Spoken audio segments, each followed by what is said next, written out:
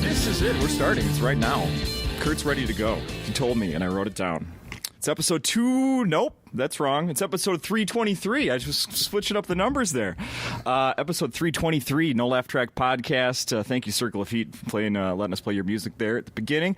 Circle of Heat, by the way, Trevor Anderson working this week at Acme, featuring for the headliner, my guest, Kurt Braunohler. How are you, sir? Good. 323. So that means 320. Do the math. So it's like when I did it last time 5 years ago, it was like in its first year. Just passed. Yep. And it just passed its first year. Okay. Look at that. You were episode, I wrote it down. 87. 87 still late in the game for a podcast. None of my podcasts have made it to 87. I've stopped them all around 52. And what you're talking about is 87 different podcasts that have stopped around 52. Yeah, How many have you done? Oh, man. Well, like my first podcast was like 5 podcasts in one. It had it had a bunch of different formats. Yeah, I remember we talked about that last time. And then that's done. And then I had Emotional Hangs with Joe DeRosa about adult friendship. And then I had Wedlock with my wife that was on Audible. And so 3, but also kind of 8. Yeah, because there was like 5 formats to K-Hole. And just to say right away, the show with your wife ended not because the marriage ended. No, that's correct. Yeah. No. Just because Audible. There's got to be at least one person that thought that. Yeah. Shit, that's a rough. What? I got to know why. No, yeah, of course. No, it was a very heavily produced podcast, and we just no longer do it. Yeah. All right. Yeah. Well, welcome back. Thank you to Minneapolis. Thank you very much. Like we just established, it's been a while. Oh yeah. It was 2014. We're in 19 now. Wow. Yeah. 14. Wow. Yeah.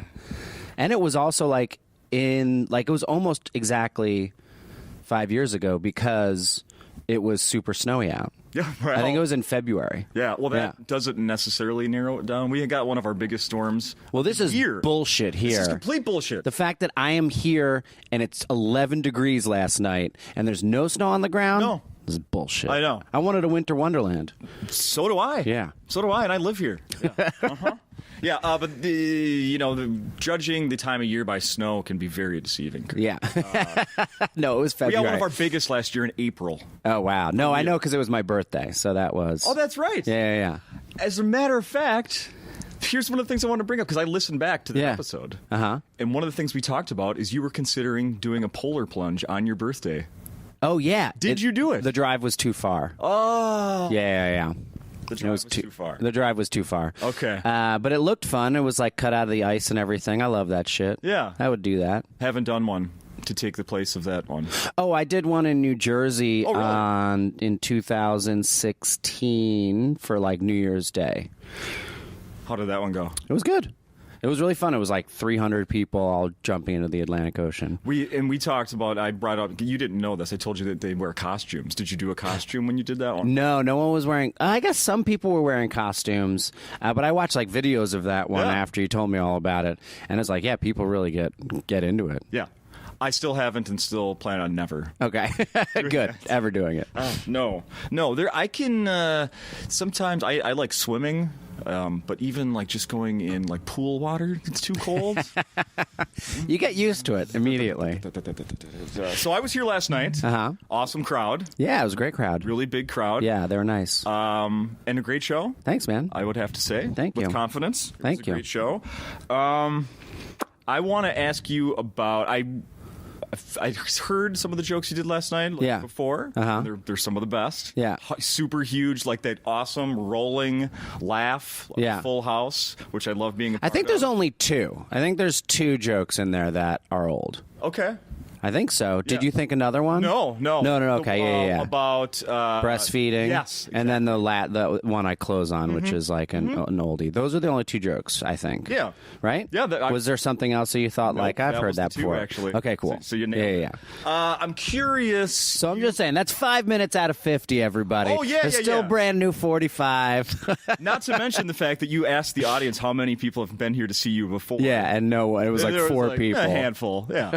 Uh-huh. So it's no problem for us 5 here the second time when it's only just a few minutes, obviously. But at one point, you prefaced some jokes and just flat out told the crowd, these are new jokes I'm working on. Oh, yeah. Yeah. Right in the middle. Yeah. Is that the normal procedure for that? No, it's not. Because I haven't been writing new stand-up for so long because I've been just writing other things. Okay. Like I wrote a movie this year, and I sold a TV show this year, and then I've been developing this other TV show. Yeah. And so it's just been like every day has been focused on one of those projects, really for like a straight year. Okay. And so I just haven't been writing as much stand-up. I have some other stuff that I might try. I'm not going to try it tonight because I have friends coming. I want them to see like the full show that I like plan on recording. But maybe on like Friday early show, I'll try some other stuff out. But no, I didn't. Only because like those jokes have literally, other than one, have never been on stage at all. Oh. Yeah. So I was like, all right, I'm going to cheat a little bit and tell them these are new jokes. Also, I think the audience at a Wednesday show comes for that. And so I wanted to let them know that was happening too. Yeah. Yeah. Oh, yeah. They like think it's exciting. For sure. For someone who comes here a lot. Yeah. I can speak for that and say yes. It is. It absolutely. I think 4 out of the 5 worked well, and then 1 just really bombed. But I didn't do the whole bit. I didn't do the whole bit. So maybe I'll try the whole bit tonight. Okay. There was one I hadn't heard last night. I don't want to give it away here, but it was. Here's my little notes I took in the back of the room. Which one is it? There was one about your wife not being. I'm not sexy. Yeah. There was a woman behind me. You were hitting her in this. Holy shit, Kurt. That must exactly replicate something in her life. Yeah. She was dying, laughing so hard at that. So I hope you're happy to hear that. Thank you. Yeah. It was very, very funny. And should let people know that you're working with Linda Ahrens. She's so great. Yeah, she's great. I haven't seen her in a while. Yeah. It was great to see her last night. And Trevor Anderson, as I've already mentioned. Yeah, fantastic. Yeah. One of the first things that you mentioned last night, it really hit me. I'm like, what? Why is that? Did he just? So I listened back to I listened back to our podcast. Yeah. Can I play something. Yeah, from our sure. podcast Oh, yeah. From 2 years or 4 years. 4 years ago. 5 years ago. Yeah. Almost 5 years ago.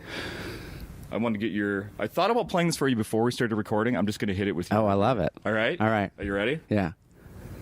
Almost says, ho, ho, ho, now I have a gun. Sweet. I'm a dead ringer for that guy.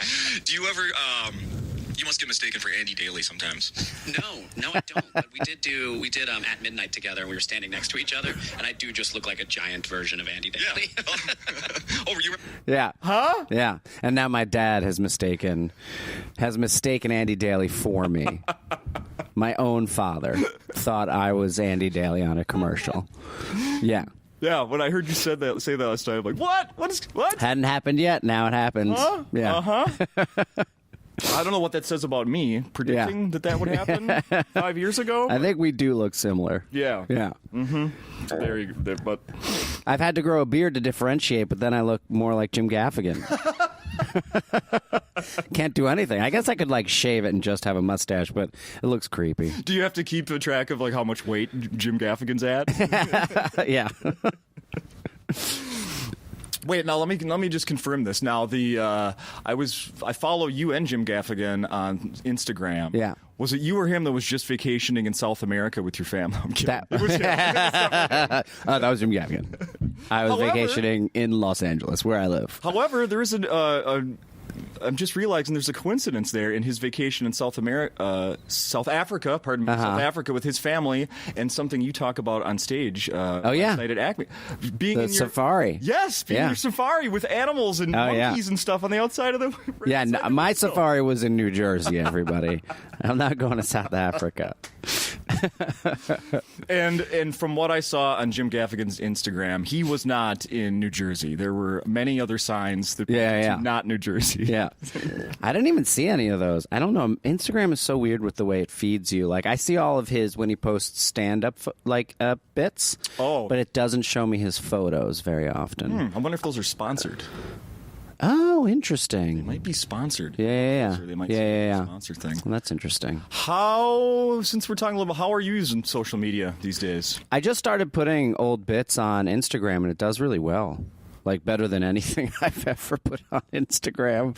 So I want to continue doing that, but it's difficult for me because I don't. It's just 1 minute at a time? Yeah, I don't have a ton of 1 minute jokes. Yeah. So I think I've posted like 12 or 13, and then that's.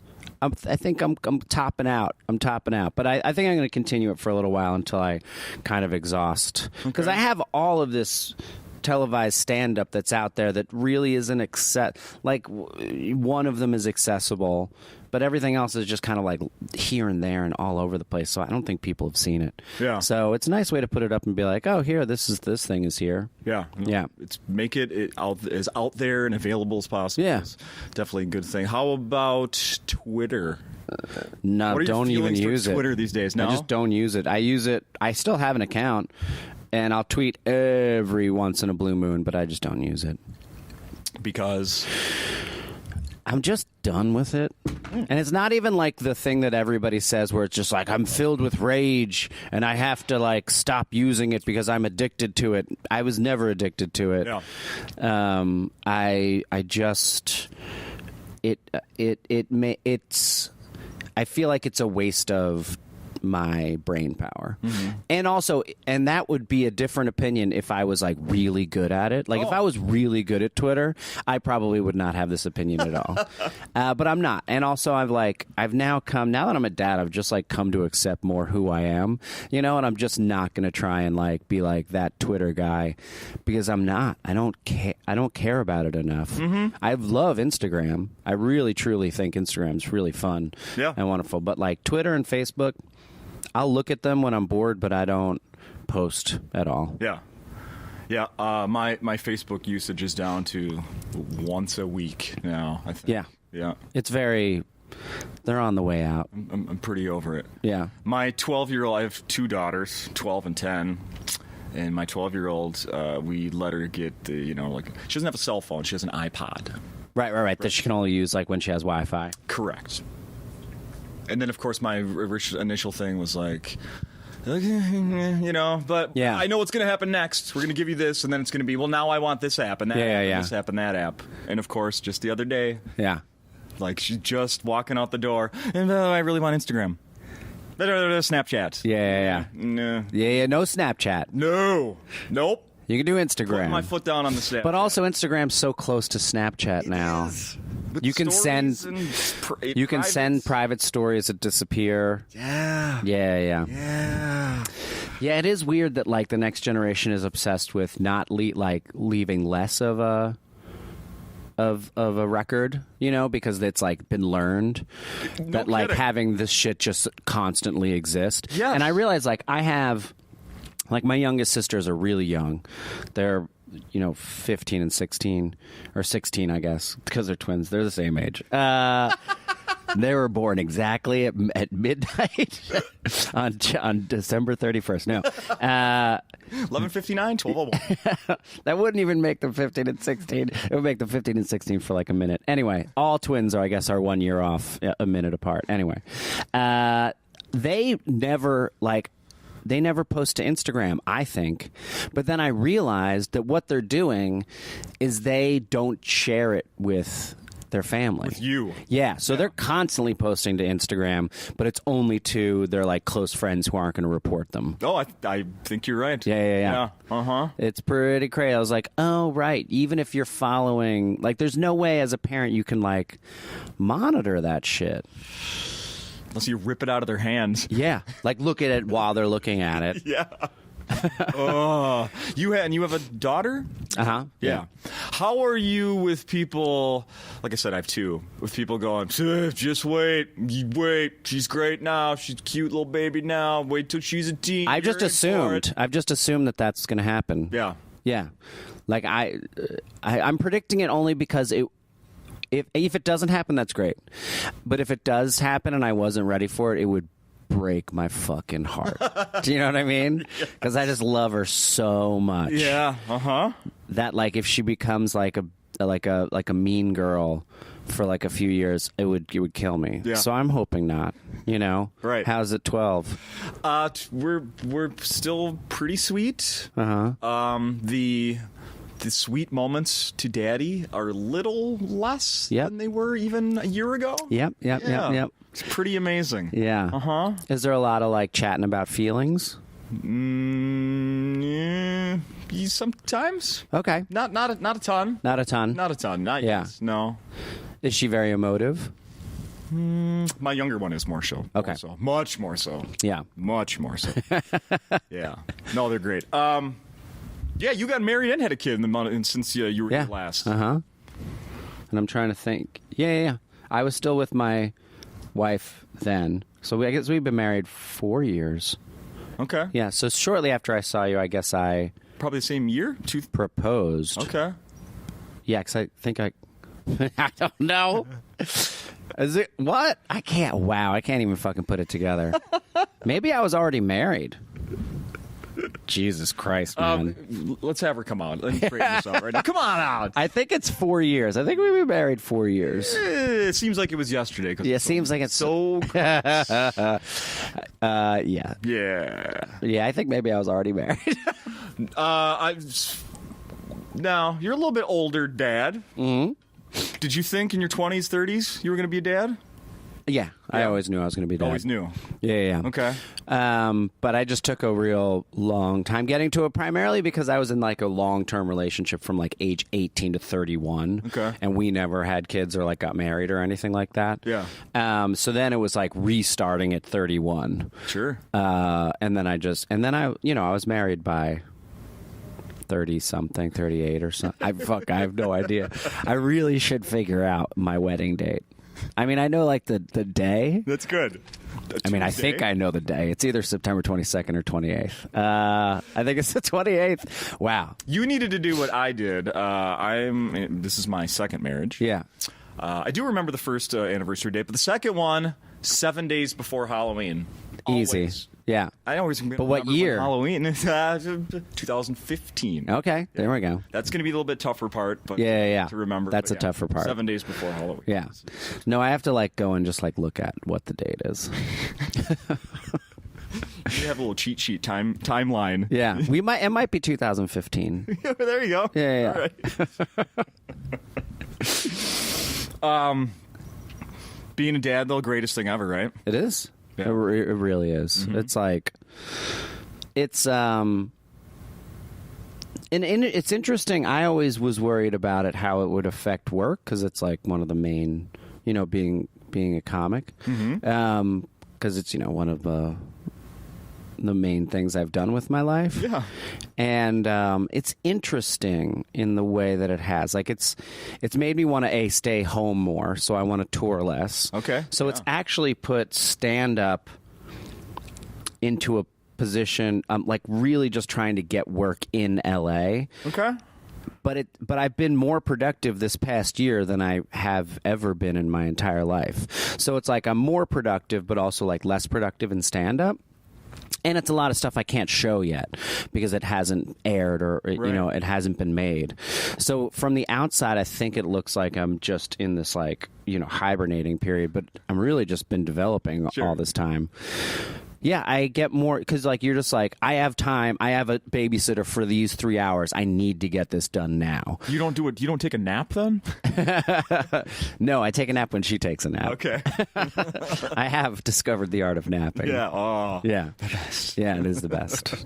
Also, being on the road's good for that too. Yeah. Were you like last week? Were you doing comedy last week? Stand up?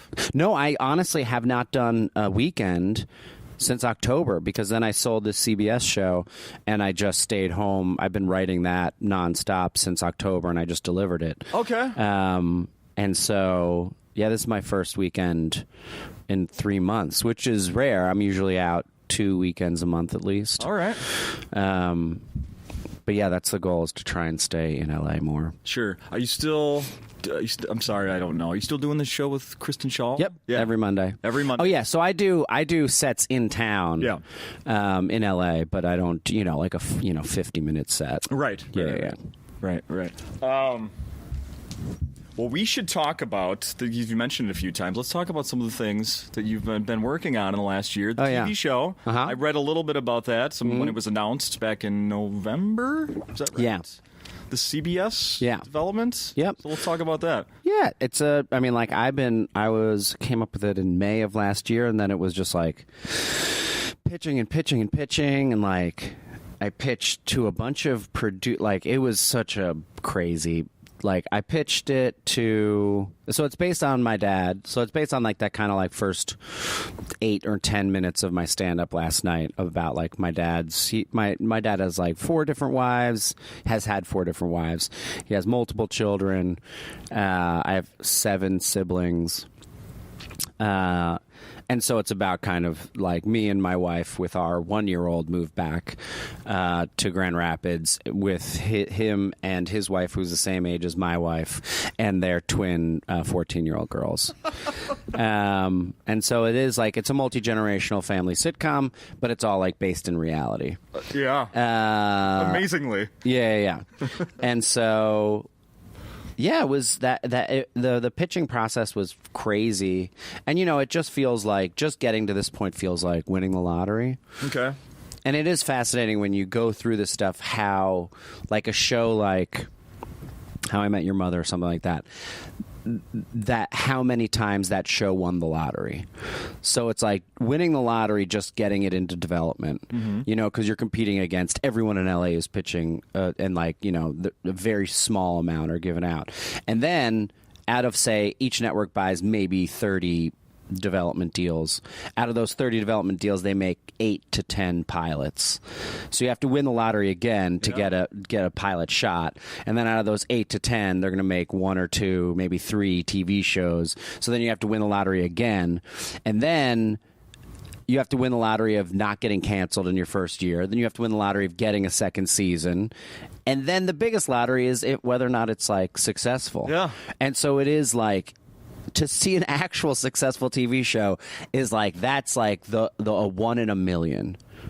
Is it even more 1 in a million now, or less than, let's say, 20 years ago when there were less TV channels and outlets? And it's a good question, because there's just so much that it's almost impossible for like back then, if it was on TV, people watched it. Yeah. Now there's no guarantee anyone ever sees what you make. Yeah. There's so many TV shows that no one has ever seen. And so I think it's networks that people don't have, that people don't know exists. Yeah. There's like every once in a while I'll be like, that's a network? Yeah. That's a whole network. It has its own shows, and they have an office somewhere, and there's like a channel for it. I'm like, who fucking knew? A logo? Yeah, What? they have a logo. They have everything. Yeah. Yeah, Your no. deals with CBS. That's one we've all heard of. Yeah. Yes, exactly. They've been around a while. But still, there's shows that go, there's still network shows that go on the air that, that no one ever like watches. They pull shows after like 4 episodes sometimes. Oh, yeah. Yeah. I used to take a lot of pride in catching, like, thinking I knew which shows there were going to be, see them the 1 or 2 times. Yeah. Just to get a taste. And then they're gone. Like, I watched that. Yeah. Yeah, I wasted my time. Yeah. I predicted it. I spent the time, and I was right. Yeah. What did I gain out of that? Nothing. But Yeah. I remember that bad Joey Lawrence sitcom from 1991. It is fascinating to watch the ones that succeed and trying to figure out, like, what is it? Like, like, what is that thing that makes people be like, I want to continue. Yeah. And I don't know. It's an interesting puzzle. So this one, where you said you've turned in the episodes, So I wrote a script, yeah. So the way it works is like you go, you pitch somebody an idea in the room, and you really kind of like pitch, for network at least, you like pitch the idea of the show and not necessarily like what happens in the pilot. And then if they buy it, you write a 2-page, what's called a story doc, which is in 2 pages or maybe 3. I think mine was longer than that. Exactly what happens in the episode. And then after so I get notes from the production company first on that. So I change it, rewrite it, send it back. Then it goes to the studio, and then I get notes from the studio, change it, rewrite it, send it back. Then it goes to the network. Network has notes, change it, rewrite it, send it back. So How it's is it like, dealing with that? Is that frustrating? it has been. No, it has not been. The length of time, I think, is frustrating. I always get frustrated with like the fact that if I want to get it to the network, I essentially have to deliver it almost 2 weeks earlier because it has to be like delivered to the production company. Takes them 2 days to read it. Gets it back to me on Wednesday. I'll deliver on Monday. They give me notes on Wednesday. I give them another draft on Friday. Then that gets sent to, so it's like the fact that it's like I want to get it to the network on this day. I have to do all the work 2 weeks before that, and then continue to do more and more work. So no, it doesn't. I don't find it annoying. Luckily, all the notes that I got were really good. Good. Okay. They're all just about specificity in character relationships, because that's really what you're trying to work on in a pilot, because you're just trying to set the foundation for you're going to build a house. This foundation needs to have these relationships that are interesting and have powerful points of view so that for 10 years you can live off of their points of view. Yeah. So until you add the extra kid. Yeah. Right? Yeah, no, it's like once you get into like the 9th, I was just watching, there's like a How I Met Your Mother like marathon, and I never really watched that show like at my hotel room just today. And I was watching it, and I figured out, I was like looking online like, what season is this? Because it was so fucking crazy. Like all of like that, I was just like, oh, this is their 9th season. They've had 25 episodes per season. This is like the 180th time they've had to be like, what could these 5 people possibly do? Like, what other combination of relationship can they fucking have? You know what I just realized the other night? My wife and I were watching the most recent episode of Modern Family.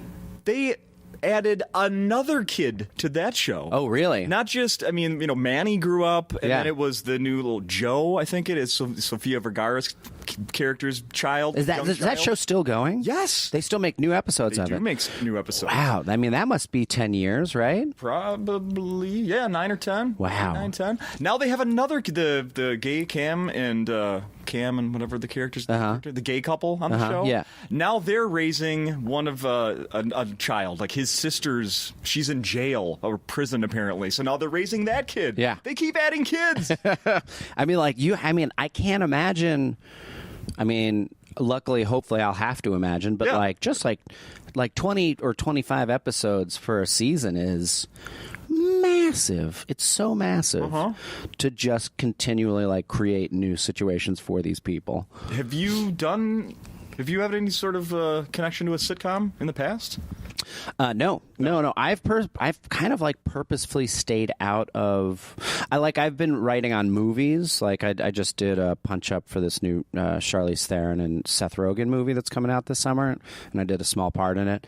And then I did punch up on I was the on-set writer for that movie, and then on-set writer for The Big Sick too. Yeah. And so that is really my only experience with writing for other people. Okay. And I've kind of purposefully stayed out of television writers' rooms. I've just never pursued it because I want to be performing. Yeah. And so to be able to go on auditions and to be able to tour and do stand-up, that was my priority. But I enjoyed this so much, this process, that I'm thinking about maybe, if the TV show doesn't go, maybe going into a room. Yeah? Yeah. Okay. Going into a sitcom room. So do you have any idea when anyone will see, if this... Oh, they should make a decision relatively soon. Okay. Yeah. They'll either be like, pass, or we're going to make a pilot. Okay. And then if we make a pilot, then I don't think I find out until May. At the upfronts. The upfronts is when they announce all of the shows that are going. So you gotta kind of leave your schedule open, or how you working? Yeah, kind of, but not really. You just have to prepare for. I personally feel like you have to prepare for the. And this is such a crazy thing. I was trying to write a joke about this. About in LA. It depends on what God you believe in, the way you think about this stuff. There's a lot of people in LA, and I think this works for them, and I don't know, it's not the way I work, who just It's like it's almost a version of like The Secret, where you just assume everything's going to go your way, and you talk about the things like it is going, and you never say like when this happens. You never say if this happens. You say when this happens. You know. Yeah. And I'm of the mindset always that if you do that, you're going to jinx yourself. So don't fucking do that, you know? So just assume the worst and you'll never be disappointed. But I don't know. Low expectations. Right. But I also think... But it also maybe seems like the people who do that shit, the like just assume it's going to go their way, it goes their way more often. Yeah. You know? Or even better. Yeah, or even more better. Than they expected. Yeah, so I like battle with that back and forth, and I try and do that shit, but it also feels like mental gymnastics at a certain point where you're just like, well, if this happens, well, I mean, I'm sorry, when this happens, you know? Yeah. Let's talk. You've mentioned a little bit here briefly. The Big Sick. That was so huge. Oh yeah, thanks, Holy man. Crap. Yeah, it was such a good movie. Oh, thank you. Yeah. Yeah, I feel, you know, I do feel, because of the fact that I was the on-set writer, I'm proud of it, as, you know, that I contributed, you know, my part to it. In fact, let's. I should have told you this beforehand, but we're gonna do a little promo here now. Okay. If people call the comedy club here before you and want to come see you. See, today's Thursday. Tomorrow night, or let's just call it Friday, January 11th. Yeah. The 10:30 show. Yeah. They want to come to the 10:30 show for only $5, Kurt. All right. They need to call the club, and we're gonna give the let's use the promo code The Big Sick. Great. All right. Sounds so good. Call here and ask for tickets to the 10:30 show, Friday, January 11th. Kurt Braunohler. Say The Big Sick, and you will get $5 tickets. Come on, it's going to be a great show. 10:30, only the Friday night only. All right, so that's that. Now let's go back to talking about the movie. Yeah. First, I want to know, how do you with Kumail? Kumail. Yeah. How far does your friendship go back? We met each other in probably like 2005 in New York City when he and Emily moved there, and then we just became much closer when we moved to LA. Okay. So I guess we moved to LA in like 2012, and yeah, I don't really know like what the like bonding thing with us was. We were just buddies. Yeah. Okay. And Emily too. Emily is wonderful. Emily's a really close friend. Let's go back here. The movie, he's kicking around an idea. Hey man, I've been writing this thing about my life. Yeah, so Emily and he were, well, he was writing it, and then Emily joined him in writing it. And I think they were writing it for 4 years. Like just drafts back and forth with Judd. And then they did a reading of it, and Emily and Kumail asked me to read that part of Chris. And and I'd never been to a reading before. Okay. And so this was like at Sony Studios, and like Judd is there, and all of, you know, and like Holly Hunter and Ray Romano are there, and like all these like big name executives and stuff. And I was like very intimidated. But I had just written a bunch of like, I just like punched up the script like for my lines, like writing other jokes in, and so then I just, and I'm happy that I, like, you know, a reading of a movie is usually so that the authors can hear what they wrote, so they see if it works or not. Okay. And so someone's who's like alting their stuff, it can be a risk, you know what I mean? Sure. Because it's like, well, I wanted to know if the thing I wrote worked, you know, not the thing you came up I don't even know with. how to judge what you're doing. Yeah.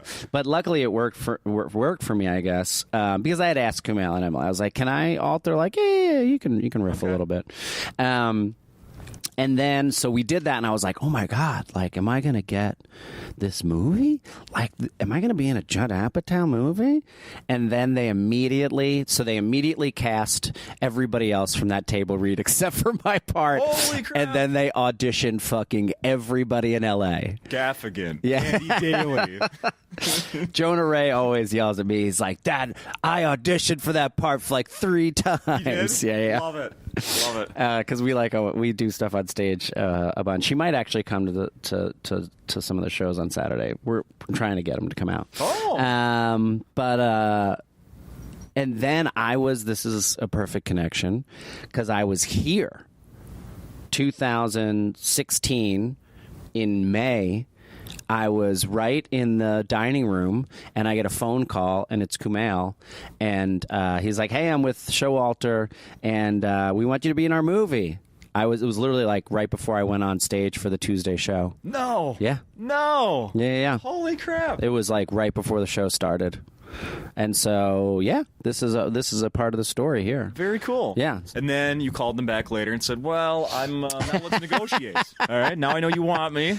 Yeah, I don't know, but I'm at Acme this weekend, so pretty big deal. I'm in Hollywood already. I mean Minneapolis. All right, start talking. Start talking. Was it always going to be on Amazon? No. So it was Lionsgate who did the funding for it, and I think maybe another smaller company, and so we shot it for I think $5 million, and then. So that's a pretty small budget for a movie, yeah. And then we brought it to Sundance, okay. And then Sundance I think we premiered on a Friday, and then there was a bidding war, and the offer came in from Amazon on a Saturday. Yeah. So it's crazy how fast it happens. And who knew? I mean, really, who knew it was going to be that successful? Yeah. On Amazon. Yeah. Right? Yeah. Well, I mean, it had a theatrical release, Yeah, but not wide. Was it a wide release? It was Really? it was a wide release. I think it was 2,500 theaters. Oh, okay. Yeah. So they didn't expect it, but they did, like Judd and Lionsgate know how to do this sort of thing. They released it in select cities for one weekend, then released it in a few more, and then based on the numbers per theater, they were able to get a wide release for it. Sure. So it was in the middle of nowhere, by the end of that summer. And it was up and won some awards. Yeah. Did you go to any award shows? I went to the SAG Awards, because that was for Best Ensemble, which means everybody in the cast is up for the award. Okay. And that was pretty fun. But no, I didn't get to go to anything else. For the Oscars, it's crazy. It's only Kumail and Emily got to go. That's it. Yeah. Okay. Did you watch the Golden Globes the other night? Yes. Yeah. Yeah. I thought it was interesting when I remember somebody won and they were trying to thank their representation. Yeah. That couldn't have been farther back in the room. No, it is. It's those places. The way they seat people is so gross. Yeah. Yeah. It's writers are always all the way in the back. Yeah. Yeah. That's got to be. I mean, you choose what you kind of can choose your destiny sometimes, but you end up with a job like that where you did most of the work. Yeah. And then freaking Pretty Boy gets all the credit. Yeah. As somebody who's never been the Pretty Boy, I feel that. I feel that pain. Could there possibly be a sequel to The Big Sick? No. No, I don't think so. No, Kumail and Emily are just writing a whole bunch of other stuff now. Yeah. Yeah. They get to just write cool big movies now.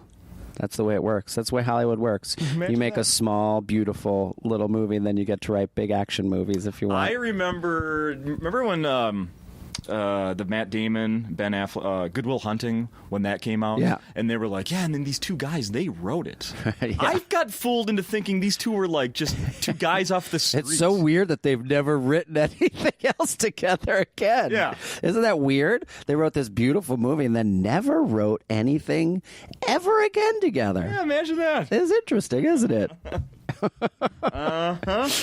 What, I didn't get a chance to watch the whole. This is sad. It's 35 minutes long. I tried to watch the premiere episode of Black Monday.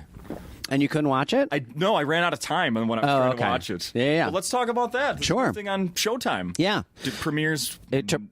January 20th. Yeah. So very soon. Yeah, this coming month. But you can watch the premiere. You can watch the pilot episode right now on YouTube or on the Showtime app. Yeah, I watched it on YouTube. Yeah. So this was, it's Don Cheadle, Regina Hall, Andrew Rannells, Paul Scheer, and then I play, I have a recurring guest star role who comes in for about 3 episodes throughout the season. Okay, you're in the first one. I saw you. Yeah, first and second, and then last. Okay. But then I'll continue out throughout other seasons as well. And there's a lot of great guest stars. It's all about the Black Monday, like the stock market crash in the 80s. So it's a period piece comedy. Don Cheadle runs this scrappy stock company. Is that what it's called? Stock company? Yeah. See. One of the first. I wanted all to ask the words. You, how much do you even know about Wall Street and stocks? Nothing. I love it. And you don't really need to know much to watch it's just people trying to make money. Yeah. That's what it is. There's a lot of cocaine. It's fun. It's really fun. Yeah, I saw in the first episode. Yeah. Boom, cocaine everywhere. Cocaine explosion. And Seth Rogen and Evan Goldberg directed it and directed the pilot, and they were the executive producers. Oh, wow. It's a cool show. I'm excited for people to see it. I wonder how it will do. How did you get involved in that one? So I was the on-set writer for that Seth Rogen, Charlize Theron movie that's going to come out this summer, and so it was the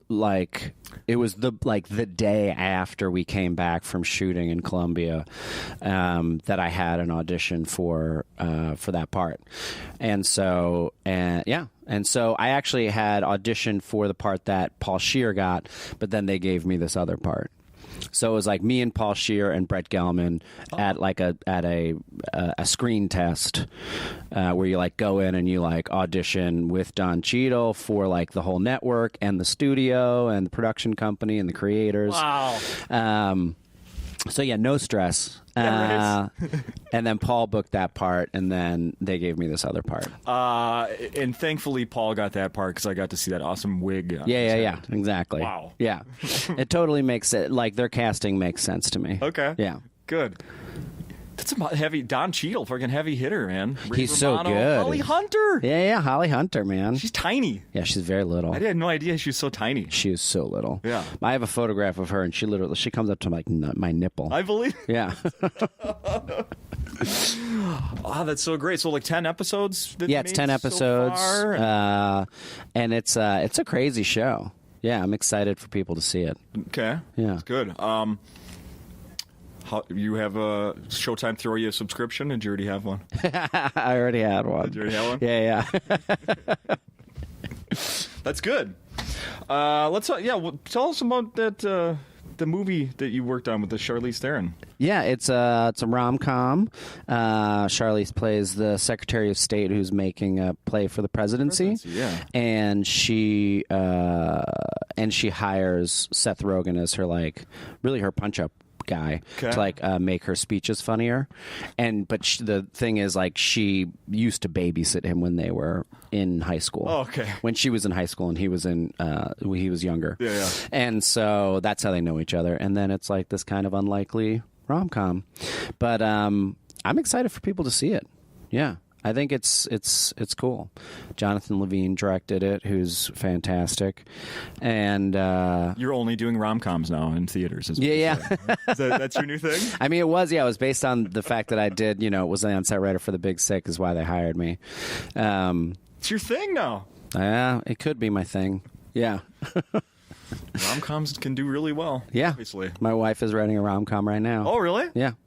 Based on a trip we did, she wrote this piece for New York Magazine about our one of our third or fourth dates. We went to Paris together, and it was horrible. Oh, yeah, right. It was a real miserable. Not we just jet off to Paris. I happened to be working in London, doing shows with Eugene Merman, and so I was like, "Come on out, and then we'll take the channel to Paris," and it was awful. Awful. Yeah.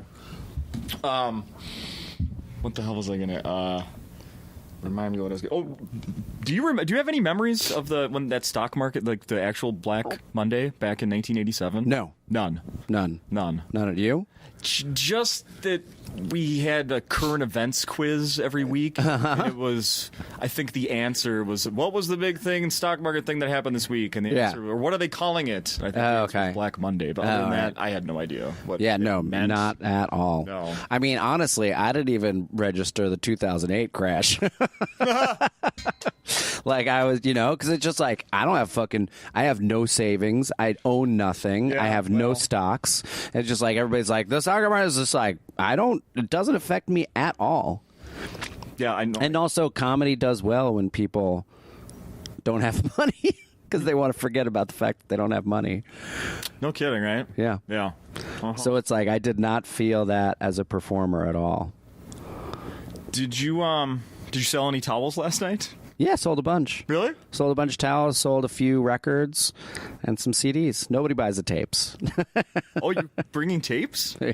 Yeah, what do you have? So tell me what you're selling after the show. So the newest thing, which I don't think I had last time, was this double LP record that comes with a download code as well, which is from Kristen Shaw and my's weekly show, Hot Tub.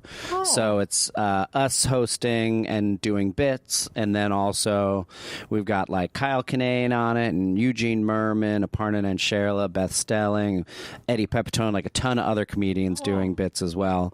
And it's a big, nice, beautiful red vinyl record. Okay. And so that's the newest thing. And then I got my hand towels, which have my face on it, and they say keep it dry. With this drunk woman last night was crazy about, she's like, who is that on the towel? It's fucking my face. Like, we're sitting in front, like, it's my face. I was like, that's me. Yeah. She's like, no, it isn't. You look so bad here. Oh. And I was like, okay, lady. I was like, but she bought a towel, so I don't care. But she bought one. She bought one. Good. Yeah. What? Yeah, so weird. You think this guy looks bad, but you're gonna buy one anyway. And then I'll follow you to Target someday. And then, of course, CDs and tapes of my first album. But I don't have my comedy special for sale. Oh, okay. Yeah, unfortunately. Okay. And then, when do you see recording new comedy? I'm ready to go. Yeah? Yeah, I just have to line up a place that will buy it. Okay. And that's what I'm trying to work on now. But it's nice to come here and just be like, oh, yeah, it works. I can sell it. Yeah. Good. Yeah. Good. Oh, I wanted to ask one more thing about the Big Sick. How about like premieres? Was there like a big premiere you got to go to? Yeah, I mean, I'm going to go to the Black Monday premiere on Monday. Sweet. But yeah, the Big Sick. I don't know, somewhere downtown LA. But TV premieres are nothing compared to movie premieres. Movie premieres are crazy. So yeah, the Big Sick movie premiere was the only movie premiere I've ever been to that I was like in, and it was so fun. We got all dressed up, my wife and I, went and watched a movie with everybody. And, at a premiere, everybody's like over laughing at everything. So like everybody feels good about what they made. Mm-hmm. And then there's like an after party and everything. So it was really fun. Awesome. Yeah. And then I have no idea what this premiere for Flarsky is going to be like. It'll be crazy because it was like, this is a $60 million movie, Wow. So that's big for a comedy. So I think the premiere is going to be pretty crazy. Yeah, I wrote down some of the Alexander Skarsgård, right? Uh-huh. Isn't it? Bob Odenkirk, is it? Uh-huh. Bob Odenkirk plays the president. He's amazing. Wow. So funny. Wow. Yeah. And June Diane Raphael is in it. O'Shea Jackson. What? Yeah. Ice Cubes. O'Shea Jackson is so fucking funny. Really? He kills it. It's really amazing. Yeah. So cool. For a guy who doesn't like do comedies that often, you're just like, oh shit, you got it, man. Yeah. What a jerk being that talented. Yeah. Forget him. Anything fun you're going to do in town besides this podcast while you're here? I think I'm going to just try and get some writing done. Now that I'm done with development, I'm going to just try and write some more stand-up. I'm going to go over to a part of town after this and try and get some lunch, and that's about it. Right on. Yeah. Right on. Thank you for spending some time. Thank you. Today. Yeah. I recommend everybody comes to see the show. I went last night, and it's really funny. And then, like I said, you have the promo code if you don't have tickets yet. Thank you. Thank you. Boom.